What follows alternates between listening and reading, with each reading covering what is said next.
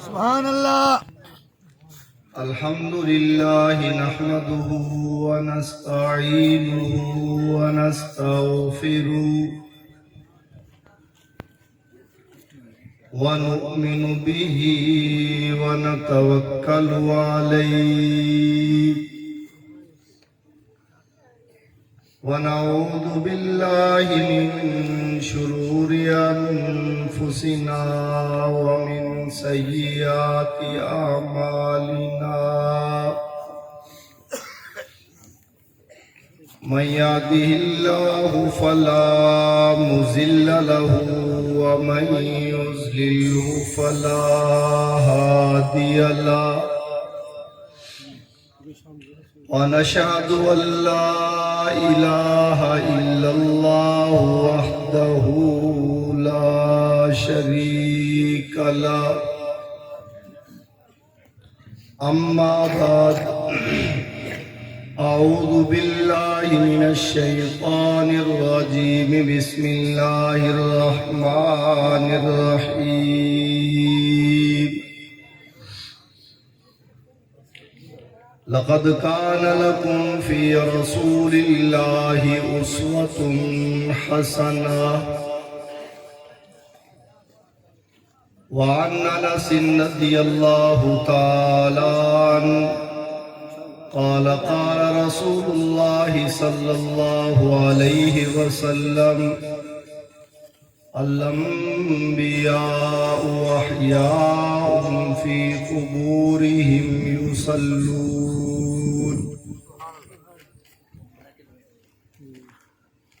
وقال النبي صلى الله عليه وسلم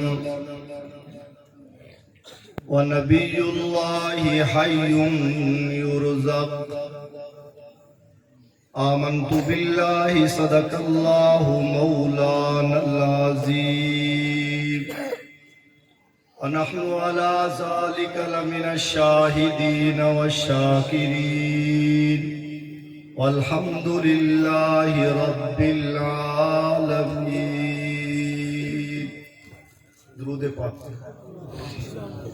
کوئی زبان درود پڑھنے سے خالی نہ رہے، بآواز بلند پڑھے. اللہم صلی علی محمد وعلی آل محمد کما صلیت علی ابراہیم وعلی آل ابراہیم انک حمید مجید. اللہم بارک علی محمد وعلی آل محمد کما بارکت علی ابراہیم وعلی آل ابراہیم انک حمید مجید.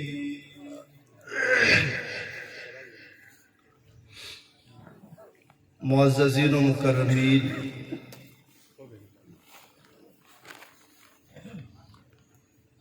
انتہائی مسرت اور خوشی کی بات ہے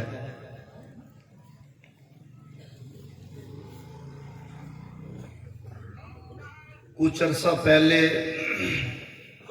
شہید اسلام قاری عبدالرشید صاحب رحمہ اللہ کی دعوت پر ان کی جامع مسجد میں 2-4 دفعہ جمعۃ المبارک کے موقع پر حاضری کا موقع ملا ہے. ان کی شہادت کے بعد پھر آج آپ حضرات سے مخاطب ہونے کا شرف حاصل ہوا.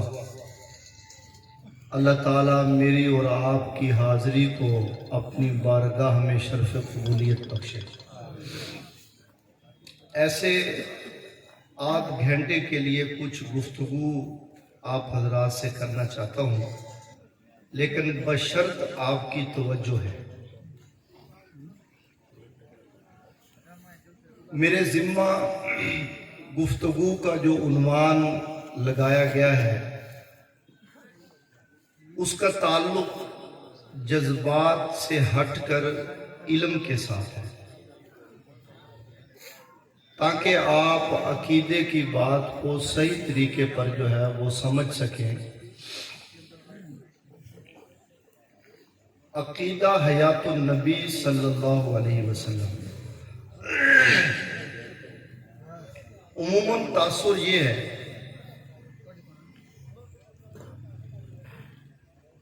کہ دو قسم کے لوگ ہیں. کچھ وہ ہیں کہ جو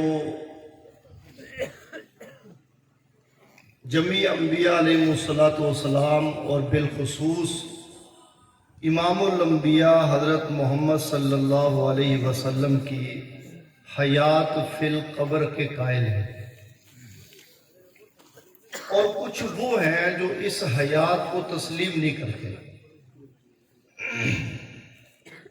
لیکن میں آپ سے عرض کرنا چاہتا ہوں، اب مسئلہ صرف حیات کا نہیں ہے.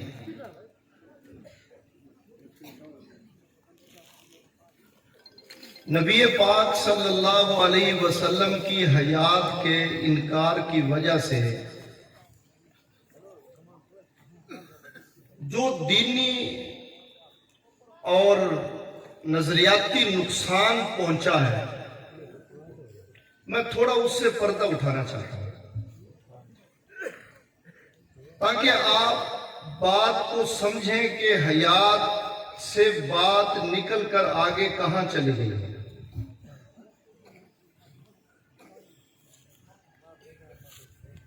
نبی پاک صلی اللہ علیہ وسلم کی احادیث جس کے بارے میں میرا اور آپ کا اور اہل اسلام کا نظریہ ہے، یہ قرآن مجید کی تفسیر ہے. امام شافعی رحمہ اللہ کا ایک مشہور جملہ ہے، فرماتے ہیں کہ آپ صلی اللہ علیہ وسلم کی ہر حدیث وہ کسی نہ کسی آیت کی تفسیر بنتی ہے. تو اس عقیدے کے انکار کی وجہ سے مشاہدہ یہ ہے اور لگ ایسے رہا ہے کہ آہستہ آہستہ حدیث پر اعتماد ختم ہوتا جا رہا ہے. جیسے میں نے عرض کیا کہ مسئلہ صرف حیات کا نہیں ہے، اس عقیدے میں کیونکہ نبی پاک صلی اللہ علیہ وسلم کی بہت حدیثیں ہیں، تو اس کے انکار کی وجہ سے اب ان حدیثوں کا بھی انکار کرنا پڑ گیا. مسند ابو یعلا ایک حدیث کی مشہور کتاب ہے، اور وہاں نبی پاک صلی اللہ علیہ وسلم کے خادم رسول صحابی حضرت انس رضی اللہ تعالی عنہ، جن کے بارے میں نبی پاک صلی اللہ علیہ وسلم نے ان کو 10 سال کی خدمت کے صلے میں دعا دی تھی، اللہم اکثر مالا و ولدا، اے اللہ انس کے مال میں اور اس کی اولاد میں برکت عطا فرما. تو حضرت انس سے روایت مسند ابو یعلا کے اندر موجود ہے. نبی پاک صلی اللہ علیہ وسلم نے ارشاد فرمایا، الانبیاء احیاء فی قبورہم یصلون، نبی اپنی قبروں میں زندہ ہوتے ہیں اور وہ نماز بھی پڑھتے ہیں. سبحان اللہ. اب ایک بہت لفظ زبانوں پر بڑی جلدی آ جاتا ہے، اسے کہتے ہیں حدیث کے باب میں ضعیف. آپ کے علم میں ہونا چاہیے میں ایک ذمہ دار سٹیج پہ کھڑا ہوں اور آپ کے شہر کا آدمی ہوں. حضرت انس کی وہ روایت جس کو مسند ابو یعلا نے ذکر کیا ہے، اس روایت کے بارے میں ملا علی قاری نے مرقات میں اور فیض الباری میں حضرت انور شاہ نے لکھا کہ یہ حدیث بالکل ٹھیک ہے کہ جمیع انبیاء علیہ السلام اپنی قبروں میں زندہ ہوتے ہیں اور وہ نماز بھی پڑھتے ہیں. اس حدیث کی تفسیر میں محتمم دارالعلوم دیوبند قاری محمد طیب صاحب رحمہ اللہ، جو 55 برس تک دیوبند کے محتمم رہے، قاسم العلوم والخیرات مولانا قاسم نانوتوی کے پوتے تھے، 55 سال تک دیوبند کا اہتمام سنبھالا ہے. وہ اس حدیث کی شرح کرتے ہوئے لکھتے ہیں کہ زندگی کی 2 نشانیاں ہیں. پہلی نشانی یہ ہے کہ وہ نقل و حرکت کرتا ہو. کسی بھی آدمی کا جسم اگر نقل و حرکت کرتا ہے تو کہہ دیا جاتا ہے کہ وہ زندہ ہے. اور دوسری نشانی زندگی کی یہ ہے کہ وہ رزق بھی لیتا ہو، اس کا جسم حرکت کرتا ہو اور وہ رزق بھی لیتا ہو۔ جب دو نشانیاں اس کے بدن میں جمع ہو جائیں تو پھر ہم کہتے ہیں کہ وہ زندہ ہے۔ قاری محمد طیب صاحب محتمم دارالعلوم دیوبند لکھتے ہیں، اللہ نے حضور کی حیات میں دونوں چیزیں جمع کر دی کہ نبی قبروں میں نماز بھی پڑھتے ہیں، اور حضور نے فرمایا کہ نبی اللہ حیٌ یرزق، اللہ کا نبی قبر میں زندہ ہوتا ہے اور اس کو رزق بھی دیا جاتا ہے۔ سبحان اللہ کہتے ہیں، سبحان اللہ، شرح صدر سے کہے سبحان اللہ، ڈرے نہیں۔ تو نبی پاک صلی اللہ علیہ وسلم کی حیات کے بارے میں دونوں باتیں جو زندگی کی نشانی ہے کہ وہ جسم بھی اس کا حرکت کرتا ہو اور وہ رزق بھی لیتا ہو، نبیوں کے حق میں یہ دونوں چیزیں ثابت ہیں، فلہذا نبی اپنی قبروں میں زندہ ہوتے ہیں۔ سبحان اللہ۔ اب یہ تو مسند ابو یعلا میں حضرت انس سے روایت ہے۔ اب میں تھوڑا سا سیاستہ کو اٹھانا چاہتا ہوں۔ سیاستہ کی کتابوں میں بخاری کے بعد جو دوسرے نمبر پہ کتاب ہے اسے کہتے ہیں مسلم شریف۔ میں الحمدللہ عرصہ 10 سال سے جامع قادریہ میں استاد ہوں، درس مسلم میرے ذمہ ہے۔ نبی پاک صلی اللہ علیہ وسلم نے انبیاء علیہ السلام کی حیات کے حوالے سے پھر اپنا ایک واقعہ اور اپنا ایک مشاہدہ بھی ذکر کیا۔ میں اس حدیث سے پہلے آپ سے یہ عرض کرنا چاہتا ہوں، نبی پاک صلی اللہ علیہ وسلم کی جو حدیث معراج ہے، جو شخص حیات النبی تسلیم نہیں کرتا، میں اس کو یہ چیلنج کرتا ہوں کہ وہ معراج والی حدیث شروع سے لے کر آخر تک وہ نہیں مانتا۔ اگر وہ حدیث معراج جو حدیثوں میں آئی ہے اگر وہ مانتا ہے تو اس کو نبی پاک صلی اللہ علیہ وسلم کی حیات بھی ماننی پڑے گی۔ اگر وہ آپ کی حیات کا انکار کرتا ہے تو اس کو حدیث معراج کا بھی انکار کرنا پڑے گا۔ وہ کیسے؟ اس شب معراج کے سفر میں نبی پاک صلی اللہ علیہ وسلم نے فرمایا کہ میں زمینی سفر پہ تھا، مر علی موسیٰ وہو قائم یصلی فی قبرہ، مسلم شریف کے الفاظ ہیں، حضور فرما رہے ہیں کہ میں موسیٰ علیہ السلام سے جب ان کی قبر سے گزرا، اللہ نے غیب کے پردے ہٹا کر یہ مجھ پر منکشف کر دیا کہ جناب موسیٰ علیہ السلام اپنی قبر میں کھڑے نماز پڑھ رہے ہیں۔ سبحان اللہ۔ اور پھر بالخصوص واقعہ معراج کو اس نوعیت میں بھی پڑھیں کہ یہ حیات النبی کی کیسے دلیل ہے۔ حضور فرما رہے ہیں کہ جناب موسیٰ علیہ السلام کو قبر میں نماز پڑھتے دیکھا ہے، پھر جب میں مسجد اقصیٰ میں پہنچا ہوں میری وہاں نبیوں سے ملاقات ہوئی ہے، جب میں آسمانوں پہ گیا ہوں تو جناب آدم سے ملا ہوں، موسیٰ اور عیسیٰ سے ملا ہوں، جناب ابراہیم علیہ السلام سے ملا ہوں، تو حضرات انبیاء علیہ السلام سے ملاقات کرنا شب معراج پہ یہ اس بات کی دلیل ہے کہ نبی اپنی قبروں میں زندہ ہوتے ہیں۔ بے شک بے شک۔ اور اسی طرح حضرت عبداللہ بن مسعود رضی اللہ تعالیٰ عنہ سے یہ بھی روایت ہے، توجہ کریں گے۔ اللہ نے ہمارے نبی کو ایک عجیب شر بخشا ہے۔ یہ فضا اور خلا میں حضور سے متعلق اللہ کا ایک عجیب نظام ہے۔ میں ایک لمحہ بھی، ایک سیکنڈ بھی ایسا نہیں ہے جس میں نبی پاک صلی اللہ علیہ وسلم کی ذات اقدس پہ درود و سلام نہ پڑھا جائے۔ حضرت عبداللہ بن مسعود فرماتے ہیں نبی پاک صلی اللہ علیہ وسلم نے فرمایا ان للہ ملائکہ سیاحین فی الارض، بے شک اللہ کے فرشتوں کی ایک جماعت وہ زمین کے اندر سیاحت کرتی رہتی ہے، زمین میں وہ گھومتی رہتی ہے، اور میرے محبوب کا جو امتی حضور کی ذات کے اوپر درود پڑھتا ہے فوراً اس کے درود کو اٹھا کے وہ بارگاہ رسالت میں پہنچا دیتے ہیں۔ اور تاریخ مدینہ منورہ میں شیخ عبدالحق محدث دہلوی نے لکھا ہے ماں کے درود پڑھنا بھی اس لیے سے چاہیے کہ میرے لیے بڑے شرف کی بات ہے کہ جب میں درود پڑھتا ہوں تو میرا درود فرشتہ اٹھا کر میرے اور میرے والد کے نام کے ساتھ وہ بارگاہ رسالت میں پیش کرتا ہوں۔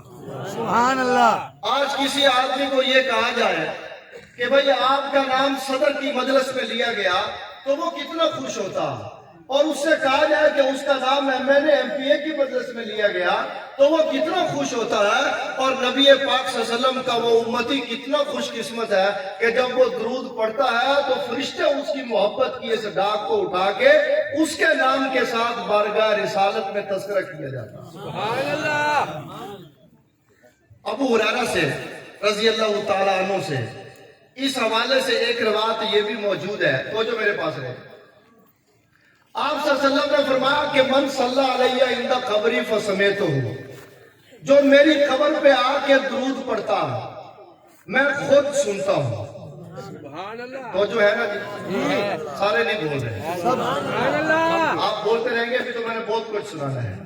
نبی پاک صلی اللہ علیہ وسلم نے فرمایا کہ من صلی علیہ عند قبری فسمیتہ، جو میری قبر پہ آ کے درود پڑھتا میں خود اسے سنتا ہوں۔ سبحان اللہ۔ ومن صلی علیہ نائم، جو دور سے بیٹھ کے بدلی شریف سے بیٹھ کے ریمیر خان سے، بنگلہ دیش سے، امریکہ سے، کینیڈا سے، برطانیہ سے، سعودیہ سے، ابوظہبی سے، پوری کائنات میں وہ جہاں بھی بیٹھ کے درود پڑے گا اللہ کا فرشتہ وہاں پہنچاتا ہے۔ سبحان اللہ۔ نبی پاک صلی اللہ علیہ وسلم نے فرمایا، اب یہ سینکڑوں حدیثیں ہیں جن کا تعلق انبیاء علیہ السلام کی حیات کے ساتھ ہے، کئی سندوں کے ساتھ، تو میرے محترم دوستو میں ان بھائیوں کو بھی دعوت فکر دینا چاہتا ہوں کہ ایک عقیدے کے انکار کی وجہ سے وہ جو ایک امتی کو رسول اللہ کی حدیث پر اعتماد ہونا چاہیے تھا، جو یقین ہونا چاہیے تھا، حدیث رسول پر وہ اعتماد اور یقین باقی نہیں رہا۔ توجہ کریں گے۔ اب ایک اور بات پیدا ہو گئی، وہ اس سے بھی بڑی قابل عجیب ہے۔ وہ کیا؟ نبی پاک صلی اللہ علیہ وسلم کی جب حدیثیں سامنے آئی نا، جو وحی ہے، تو جب حدیثیں سامنے آئی تو اس میں عقل لڑانا شروع کر دی۔ جب حدیثیں سامنے آئی تو اس میں عقل کو مداخلت کا حق دے دیا، جبکہ ایمان بالغیب یہ ہے جب قرآن کی آیت آ جائے یا نبی پاک صلی اللہ علیہ وسلم کی حدیث آ جائے تو پھر وہاں عقل کو مداخلت کا حق نہیں ہے۔ مثلا جب یہ کہا، نبی پاک صلی اللہ علیہ وسلم کا فرمان ہے جب مردہ قبرستان میں دفن کیا جائے اگر وہ نیک ہوتا ہے تو اس کی قبر تا حد نگاہ فراغ ہو جاتی ہے۔ بھائی ماننا چاہیے نہیں ماننا چاہیے؟ بے شک، سارے نہیں بول رہے، بے شک ماننی چاہیے نا حدیث۔ اب اگر کوئی یہاں عقل لڑائے کہ بھئی اس نیک آدمی کی قبر تو فراغ ہو گئی ہے تو جو دائیں بائیں کے مردے ہیں وہ کہاں چلے گئے، تو عقل لڑانے کا حق ہے؟ نہیں۔ اگر وہ عقل لڑاتا ہے تو اس کا مطلب یہ ہے کہ بیان رسول پہ، قول رسول اور حدیث رسول پہ اس کو اعتماد نہیں ہے۔ تو جب حدیث پر اعتماد باقی نہ رہا تو نئے فتنے کی بات یہ پیدا ہو گئی کہ ہر پھر ایسی حدیث جو مسلک سے ٹکراتی ہے وہاں عقل کو لڑانا شروع کر دیا۔ میں نے ایک جگہ حدیث بیان کی، موسیٰ علیہ السلام کو آپ نے قبر میں نماز پڑھتے دیکھا، تو ایک بڑے اہل علم آدمی نے میرے سے سوال کیا، کہنے لگا، توجہ کریں گے اور سوچیں گے سوچ کہاں کھڑی ہے، بات حیات ممات سے نکل کر کہاں چلی گئی ہے۔ تو وہ کہنے لگا کہ پھر موسیٰ علیہ السلام کی نماز کی حدیث تو آپ تلاش کر کے لائے ہیں تو وضو کی حدیث بھی تلاش کرنا کہ موسیٰ علیہ السلام نے وضو کہاں کیا۔ اب یہ ایک بہت عجیب سا سوال ہے۔ وہ ٹھیک ہے، ہمارے علامہ قریشی صاحب کہتے رہتے ہیں کہ وضو کا ٹوٹنا تم ثابت کر دو، ہے کرنا ہم ثابت کریں گے، وہ جواب الزامی طور پہ ٹھیک ہے، لیکن میں اور بات یہ کرنا چاہتا ہوں کہ نبی پاک صلی اللہ علیہ وسلم کے اس مشاہدے کے بعد، اس حدیث کے بعد کیا یہ اعتراض کرنا ٹھیک ہے کہ موسیٰ علیہ السلام نے وضو کب کیا تھا؟ اس لیے میرے محترم دوستو، وحی کی باتوں میں، قرآن و سنت کی باتوں میں عقل کو مداخلت کا حق نہیں ہے، یاد رکھیں۔ ایک اور آدمی کہنے لگا، عجیب عقل کو جب مداخلت ملتی ہے نا وحی میں، عجیب باتیں پھر سامنے آتی ہیں، آدمی کا ایمان بھی خطرے میں پڑ جاتا ہے۔ میں نے حدیث بیان کی کہ نبی پاک صلی اللہ علیہ وسلم نے فرمایا فرشتہ حدیث پہنچاتا ہے۔ وہ کہنے لگا کہ فرشتہ آپ کا درود تو فرشتہ پہنچائے گا تو فرشتے کا کون پہنچاتا ہے؟ آپ کا درود تو فرشتے نے پہنچا دیا تو فرشتے کا کون پہنچائے گا؟ اس لیے یہ ایک بہت بڑا اعتقادی مسئلہ پیدا ہو گیا کہ حیات کے انکار سے جب ایک حدیثوں پہ اعتماد باقی نہ رہا پھر یہ فتنہ اس سے آگے بڑھا، اس سے جب آگے یہ فتنہ آگے بڑھا تو اس میں پھر وحی کی باتوں میں عقل کو مداخلت کا حق دے کر ایمان کو پھر خطرے میں ڈال دیا۔ تھوڑا سا آگے چلے، پھر اس سے بڑھ کر ایک قدم اور آگے ہے، وہ کیا؟ کیوں جی توجہ ہے نا؟ جی جی جی بات سمجھ بھی آ رہی ہے؟ ماشاءاللہ۔ نبی پاک صلی اللہ علیہ وسلم کی جو حدیثیں ہیں نا جی، ان کو اٹھا کر نا قرآن کی مخالفت میں کھڑا کر دیا گیا اور کہا گیا یہ حدیث نہیں مانتے اس لیے کہ قرآن کی مخالف ہے، یہ حدیث نہیں مانتے قرآن کی مخالف ہے۔ بھئی حدیث تو قرآن بیان کرنے کے لیے آئی ہے، حدیث تو خود قرآن کا معنی اور مطلب ہے، اور ظالم تو نے کہہ دیا کہ حدیث قرآن کے خلاف ہے۔ حدیث قرآن کے خلاف نہیں ہوتی، اس کہنے والے کا دماغ قرآن کے خلاف ہوتا ہے۔ نبی پاک صلی اللہ علیہ وسلم کی حدیث تو قرآن کی تفسیر ہے، تو اس لیے یہ کہنا اب باقاعدہ آپ کے علم میں ہو، ایسی کتابیں لکھی جا چکی ہیں، ایسی کتابیں باقاعدہ طبع ہو چکی ہیں جس میں امام بخاری کی بخاری شریف کی حدیثوں کو اٹھا کر یہ بات ثابت کی گئی ہے کہ امام بخاری کی یہ حدیثیں جو ہے وہ قرآن مجید کے خلاف ہے، فلہذا ہم ان حدیثوں کو جو ہے وہ تسلیم نہیں کرتے ہیں۔ تو یہ فتنہ پھر اس طریقے پر بڑھتے بڑھتے یہاں تک آپ پہنچا کہ نبی پاک صلی اللہ علیہ وسلم کی حدیثیں جو ہے وہ خود اس کو قرآن کے خلاف قرار دے دیا گیا، جبکہ نبی پاک صلی اللہ علیہ وسلم کی جو حدیث ہے اس کے بارے میں اللہ ارشاد فرما رہے ہیں وَمَا يَنْطِقُ عَنِ الْهَوَىٰ إِنْ هُوَ إِلَّا وَحْيٌ يُوحَىٰ، کہ محبوب آپ کا جو نطق ہے وہ تو وہی ہے۔ نعرہ تکبیر، نعرہ تکبیر، پروانہ حیات النبی علامہ عبدالخالق علی پوری، پروانہ حیات النبی علامہ عبدالخالق صاحب علی پوری، نعرہ تکبیر۔ توجہ کریں گے، میں یہ عرض کر رہا تھا اس سے بڑا فتنہ پھر یہ پیدا ہوا کہ نبی پاک صلی اللہ علیہ وسلم کی حدیثوں کو اٹھا کر قرآن کی مخالفت میں کھڑا کر دیا گیا، اور جبکہ حدیث تو قرآن بیان کرتی ہے، حدیث تو قرآن کی وضاحت کرتی ہے، اور پھر حدیث قرآن کے خلاف یہ کیسے ہو سکتا ہے؟ پھر اس سے آگے چلے، معاملہ جو ہے وہ پھر ایسے ہوا کہ وہ بے ادبی اور گستاخی تک چلا گیا۔ وہ بے ادبی اور گستاخی کیا؟ وہ بے ادبی اور گستاخی یہ کہ کبھی جمہور کو کہا گیا کہ یہ زمبور ہے، جمہور کے بارے میں، اور کبھی یہ کہا گیا کہ ہمیں جمہور نہیں چاہیے۔ اب یہ کلم کہاں سے آیا؟ اور آپ کے علم میں ہونا چاہیے کہ جنہوں نے امام بخاری کو قرآن کی مخالفت میں لا کے کھڑا کیا ہے، انہوں نے اپنی کتاب میں بخاری سے متعلق اور محدثین سے متعلق کیسی کیسی زبان استعمال کی ہے، یہاں تک لکھا گیا کہ امام زہری جیسے محدث کے بارے میں کہ وہ بکواس کرتا۔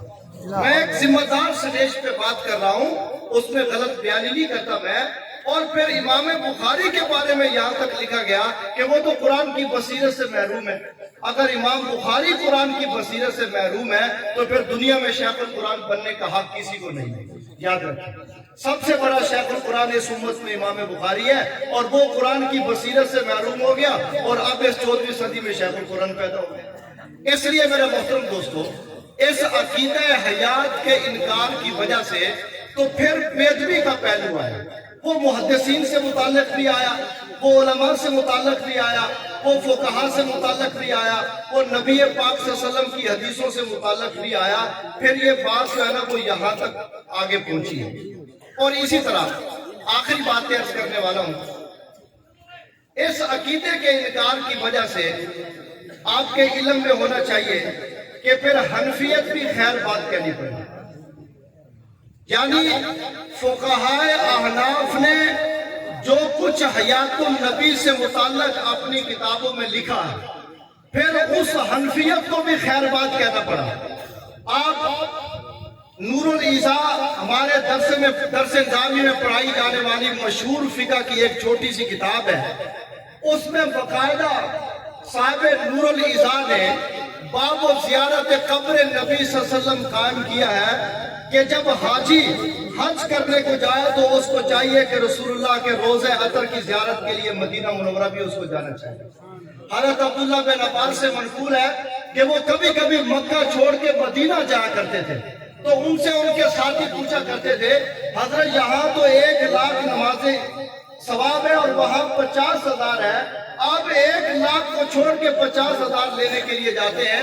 تو حضرت عبداللہ بن عباس رضی اللہ تعالیٰ عنہ فرماتے تھے کہ میں وہاں رسول اللہ کی ملاقات اور زیارت کے لیے جاتا ہوں۔ تو میں نے جس کتاب نور الایزان کا حوالہ دیا اس میں باقاعدہ باب زیارت النبی قائم کیا گیا، زیارت و قبر نبی صلی اللہ علیہ وسلم، اور آپ کے علم میں ہو کہ وہاں نبی پاک صلی اللہ علیہ وسلم کے روزہ اطہر کی زیارت کے لیے 3 حدیثیں بھی صاحب نور الایزان نے بیان کی ہیں۔ ایک حدیث یہ بیان کی کہ نبی پاک صلی اللہ علیہ وسلم نے فرمایا من حجا فلم یزرنی فقط جفانی، جو حج کرنے کے لیے آیا اور میری زیارت کو نہ آیا اس نے میرے سے بے وفائی کی۔ اور ایک دوسری حدیث میں بیان کیا من زارا قبری فقط وجبت لہو شفاعتی، جس نے میری قبر اور میرے روزے کی آ کے زیارت کی مجھ محمد پر اس کی شفاعت واجب ہوگی۔ اور پھر اس سے ایک اور دلچسپ مزیدار حدیث بیان کی من زارنی بعد مماتی فکأنما زارنی فی حیاتی، جس نے میری وفات کے بعد میرے روزے کی آ کے زیارت کی وہ ایسے ہی ہے جیسے اس نے میری زندگی میں میری زیارت کی۔ حضرت تھانوی رحمہ اللہ سے پوچھا گیا، تو وہ جو میرے پاس رہے، علماء دیوبند کا علم اپنا ہے، حضرت تھانوی سے پوچھا گیا کہ یہ حدیث بتا رہی ہے کہ آپ صلی اللہ علیہ وسلم کے روزہ اطہر کی زیارت کرنا وہ ایسے ہے جیسے زندگی میں آپ کی زیارت کرنا، تو کیا اس سے آدمی صحابی ہو جاتا ہے؟ حضرت نے فرمایا کہ تشبیہ من کل الوجوہ نہیں ہوتی، یہ محبت کی تشبیہ ہے۔ بڑی عجیب توجیہ کی حضرت نے، فرمایا کہ رسول اللہ کی ذات کو دیکھ کر جو محبت کا اثر دل میں پیدا ہونا چاہیے تھا وہی محبت کا اثر رسول اللہ کے روزے کو دیکھ کر دل میں پیدا ہوتا ہے۔ یہ حدیث کا مقصد ہے کہ نبی پاک صلی اللہ علیہ وسلم کا روزہ اقدس دیکھنا وہ دل میں وہی محبت کا اثر پیدا کرتا ہے جو رسول اللہ کی ذات کو دیکھنے کا تھا۔ تو اس لیے میں عرض کر رہا تھا کہ جب حیات النبی کا انکار ہوا تو پھر حنفیت کو خیر بات کہنا پڑا۔ فتح القدیر نے باقاعدہ اپنی فقہ کی کتاب میں باب زیارت النبی قائم کیا ہے، صاحب نور الایزان نے باب زیارت النبی قائم کیا۔ اسی طرح فقہ کی کوئی کتاب اٹھا کے دیکھ لیں کہ جہاں اس میں حج کا باب ہوگا تو رسول اللہ کی قبر اطہر کی زیارت کے لیے بھی وہاں باب قائم ہوگا۔ بلکہ بعض فقہائے احناف بڑی عجیب بات لکھتے ہیں، وہ کہتے ہیں کہ جب حاجی کی اپنی مرضی ہو نا کہ وہ حج عمرے پہ جائے تو وہ ابتدا کہاں سے کرے؟ ایک یہ ہے کہ حکومت بھیج دے، ہمارا ویزا وہ جہاں بھی لگا دے، وہ ہمارا جہاز مدینہ میں پہنچ جائے، مکے میں پہنچ جائے تو ہم اپنے بس میں نہیں ہوتے۔ بعض فقہائے احناف کہتے ہیں کہ اگر اپنے بس میں ہو تو پھر پہلے حاضری کہاں دے؟ نہ مکے کے بجائے اس کو حاضری مدینے میں دینی چاہیے۔ جب مدینے پہلے جائے گا تو گویا کہ مدینے جا کر سفارشی لے کر وہ مکے میں اللہ کی بارگاہ میں ہے، تو وہ گویا کہ سفارشی لے کر وہ بارگاہ رسالت کے اندر جو ہے وہ پہنچتا ہے۔ آخری بات عرض کرتا ہوں، میں کہتا ہوں کہ جس طرح حیات النبی کے انکار سے حنفیت کو خیر بات کہا، ویسے دیوبندیت کو بھی خیر بات کہنا چاہیے۔ وہ کیسے؟ میں بغیر دلیل کے بات نہیں کرتا۔ ہمارے مسلک کی اس حوالے سے جو ترجمان کتاب ہے وہ شیخ سرفراز رحمہ اللہ کی تسکین الصدور ہے۔ اب اس پر جو تقریضات ہیں وہ ہندوستان کے دارالعلوم دیوبند سے شروع ہوتی ہے، خانپور کی دھرتی سے آگے چل کر کراچی اور لاہور اور خیبر تک علماء کی تقاریض اس کتاب کے اندر سبز ہے، جس سے پتہ چلتا ہے کہ دیوبند کا عقیدہ کیا ہے۔ آپ اس کتاب میں اول علماء کی فہرست اٹھائیں، سب سے پہلے محقق دارالعلوم دیوبند قاری محمد طیب رحمہ اللہ کی تقریض ملے گی، اور اس میں یہ لکھا ہے کہ شیخ سرفراز نے جو لکھ دیا دیوبند کا وہی عقیدہ ہے۔ پھر دارالعلوم دیوبند میں ایک بڑا عہدہ اہتمام ہے، اس کے ساتھ دوسرا بڑا عہدہ شیخ الحدیث کا ہے۔ حضرت مولانا سید فخر الدین صاحب اس وقت کے شیخ الحدیث ہیں، انہوں نے بھی تقریض لکھی۔ پھر اس سے بڑا عہدہ افتاء کے مفتی سید مہدی حسن کا ہے، انہوں نے بھی تقریض لکھی۔ پھر آپ کی رحمیار خان کی دھرتی کے خانپور کے حضرت عبداللہ درخواستی رحمہ نے بھی اس کتاب کے اوپر تقریر لکھی. پھر خانپور سے آپ سفر کریں خیر و مدارس کے اندر محتمم حضرت مولانا خیر محمد جلندری کے پاس چلے جائیں, وہ بھی تقریر لکھتے ہیں. پھر آپ کراچی کی دھرتی پہ چلے جائیں, وہاں معرف القرآن کے مصنف حضرت مولانا مفتی شفیع صاحب نے جو ہے وہ تقریر لکھی. اور جس جماعت کے آپ نے جھنڈے لگائے ہیں قائد جمعیت مولانا فضل الرحمان کے والد حضرت مولانا مفتی محمود نے تقریر لکھی. تو میرے محترم دوستو, عقیدہ حیات النبی کے انکار کی وجہ سے جہاں سنیت جائے گی, جہاں حنفیت جائے گی, پھر وہاں دیوبندیت کو بھی چھوڑنا پڑے گا. اس لیے کہ علماء دیوبند کا یہ متفق عقیدہ کہ جمیع انبیاء علیہ السلام اپنی اپنی قبروں کے اندر زندہ ہوتے ہیں. اس لیے میرے محترم دوستو, اس حدیث عقیدے کو انکار کی وجہ سے پھر میں اپنی بات آخر میں مختصر دہرا دیتا ہوں. اگر اس عقیدے کے انکار پہ آؤ گے بہت حدیثوں کا انکار کرنا پڑے گا. اس حدیث عقیدے کے انکار پہ آؤ گے حدیث اور قرآن کو مقابلے پہ لا کے کھڑا کرنا پڑے گا. اگر اس عقیدے کے انکار کے اوپر آؤ گے سنیت, حنفیت اور دیوبندیت چھوڑنی پڑے گی. اگر اس عقیدے کے انکار کے اوپر آؤ گے تو پھر زبان بھی غلط استعمال کرنی پڑے گی, جیسے آپ حضرات نے اپنی کتابوں کے اندر قلم کے ذریعے غلط زبان استعمال کی ہے. میرے محترم دوستو, یہ عقیدہ ہماری معراج ہے, ایک ہمارے پیغمبر کی معراج ہے, حضور کی معراج ہے کہ حضور اللہ کے پاس پہنچے ہیں, اور یہ عقیدہ حیات النبی یہ ہماری معراج ہے. علماء دیوبند کا متفق اور مسلم عقیدہ ہے. اللہ سے دعا اللہ تعالی ہم سب کو اس عقیدے پہ زندہ رہنے کی اور اسی عقیدے پر اللہ موت نصیب فرمائے. ہماری نہیں دیوبند کی